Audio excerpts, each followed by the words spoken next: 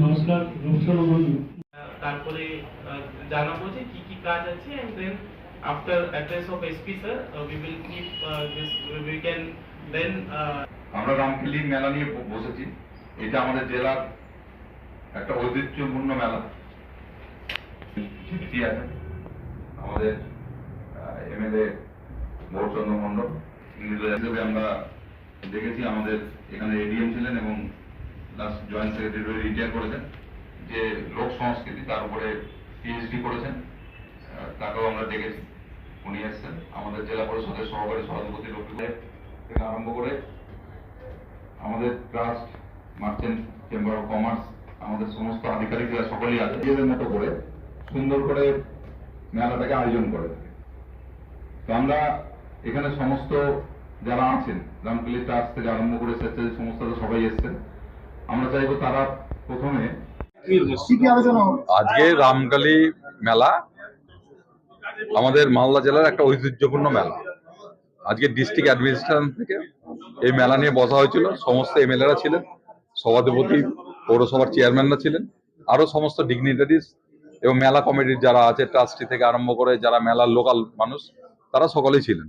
এই মেলা নিয়ে আলোচনা হলো এবং মেলাটাকে কিভাবে সুন্দর এবং সার্বিকভাবে ভালো করা যায়, মেলাটাকে সেইটার পরিকল্পনা এখানে নেওয়া হল। মেলা আইন শৃঙ্খলা ভালো থাকে এবং সমস্ত মানুষ যারা আসে এখানে গোষ্ঠী হিসাবে আসলে এখানে আসে। যারা মেলা, এই মেলার যারা দেখতে আসে তাদের সঙ্গে অন্য মেলার দেখার কিন্তু তফাৎ আছে।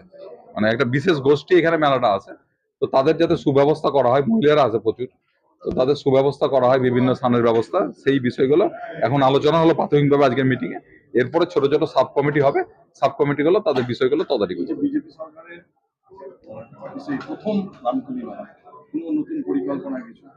এখানে মূলত জেলা পরিষদ থেকে মেলাটা করে আসছে এবং টাকা এখান থেকে যেটা হয় ট্যুরিজম ডিপার্টমেন্ট থেকে কিছু দেয় আর জেলা পরিষদ কিছু দেয়। এই এই হচ্ছে ফান্ডিং এর এখানে ব্যবস্থা আছে।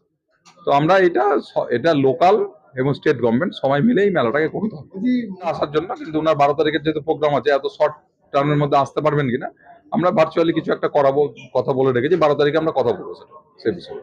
আজকে রামকেলি মেলা যে আমাদের ঐতিহ্যপূর্ণ মেলা আছে মালদা ডিস্ট্রিক্টে, ওটা নিয়ে ডিএম স্যার মিটিং ডেকেছিলেন, যেখানে সবাই MLA-রা, জেলা পরিষদ থেকে আপনার মিউনিসিপ্যালিটি চেয়ারম্যান, সবই পূজা কমিটি এখানে এসেছিল, পুলিশ প্রশাসন भी উপস্থিত ছিল।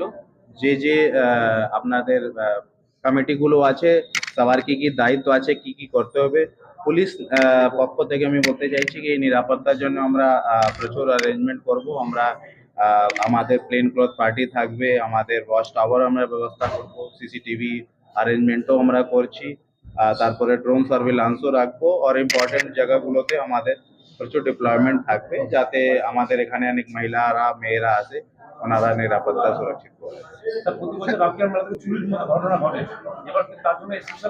অবশ্যই এটা নিয়ে আমরা ভাবছি, আমরা কিছু টিমটা, আমরা যে প্লেন ক্লথ টিম আছে ওটা বাড়াবো, যেখানে যেখানে এই ঘটনাগুলো হয় ওখানে আমরা নজরদারি অবশ্যই বাড়াবো। দেখুন, আমরা আমাদের কাছে প্রিভিয়াস অ্যারেঞ্জমেন্ট আছে, ওটা আমরা আমি স্টাডি করতে যাচ্ছি।